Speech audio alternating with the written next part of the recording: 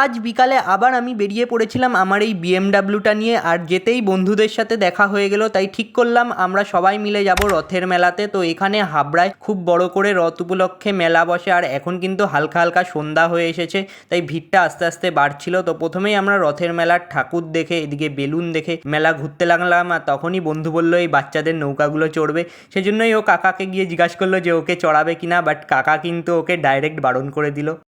তো কি আর করবো, সেই দুঃখে আমরা গোলা খেতে চলে গেলাম, আর কাকা কিন্তু কালাখাট্টা গোলা বানিয়ে দিল আমাদের জন্য দারুণভাবে। তো আমি ওটা টেস্ট করে দেখলাম, খেতে কিন্তু দারুণ ছিল। তো আমার বন্ধুও কিন্তু খেয়ে টেস্ট করেছিল, বাট ওটা একটু অন্যভাবে। তো ওর গোলা খাওয়া দেখে আমি তো অবাক। তারপর আমরা ভেবেছিলাম একটু রাইড চড়বো, বাট 60 টাকা করে বলে আর চড়িনি। বন্ধু ওইদিকে জিলাপি চুরি করতে গেছিলো, তো ওর জন্য আমরা যাতে মেলায় মারধর না খাই, তো এই তাড়াতাড়ি বেরিয়ে গেলাম। আর এমন ভিডিওর জন্য তোমরা সাবস্ক্রাইব